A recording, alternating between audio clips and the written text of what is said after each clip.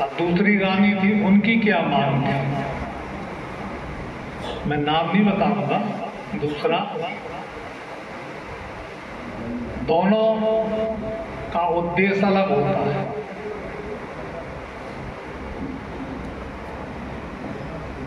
एक का उद्देश्य था कि हमारे राज को छुआ ना जाए और हमारे दत्तक पुत्र को पुत्र माना जाए। एक का उद्देश्य था कि अंग्रेज भारत छोड़ो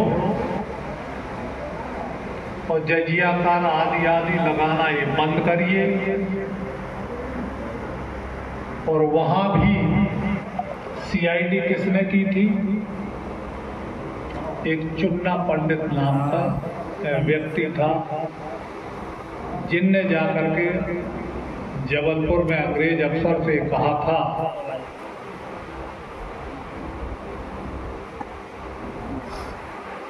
कि वो बच्चे नाबालिग हैं, उनके कोई बच्चा नहीं है, इसलिए वो राज हड़प नीति के तहत उस राज पर कब्जा करना चाहते थे।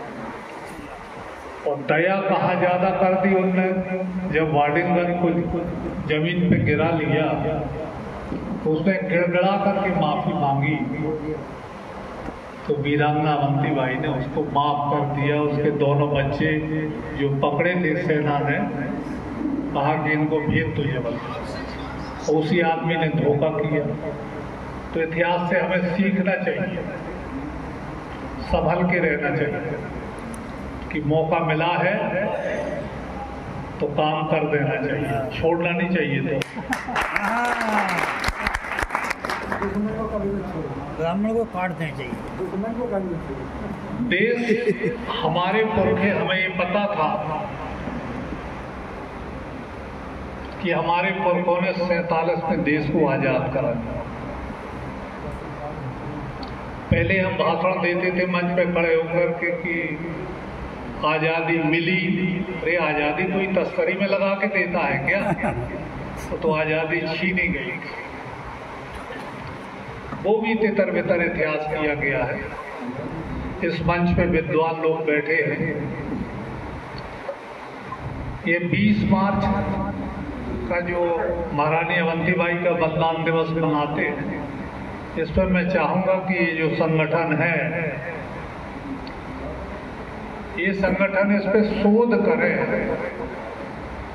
कि क्या ये 20 मार्च फिक्स है। हमें कुछ ऐसा अभी प्रमाण नहीं आए हैं कि 20 मार्च के बाद भी रानी लड़ती हुई दिखाई दी है कई पहाड़ियों पर, लेकिन ये फिक्स कर दिया। जैसे आजादी का 47 फिक्स कर दिया, ऐसी 1857 की क्रांति मंगल पांडे के नाम फिक्स कर दी, तब की 1 महीना 2 दिन पहले बैरकपुर में फांसी हो गई। तो भूत आया था क्रांति करने, लेकिन लिख दिया पंडित। तो ये भी थोड़ा बहुत पढ़ना चाहिए, इतिहास की जानकारी हमें होना चाहिए।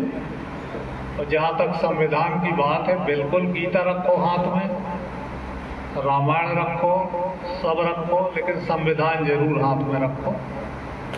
और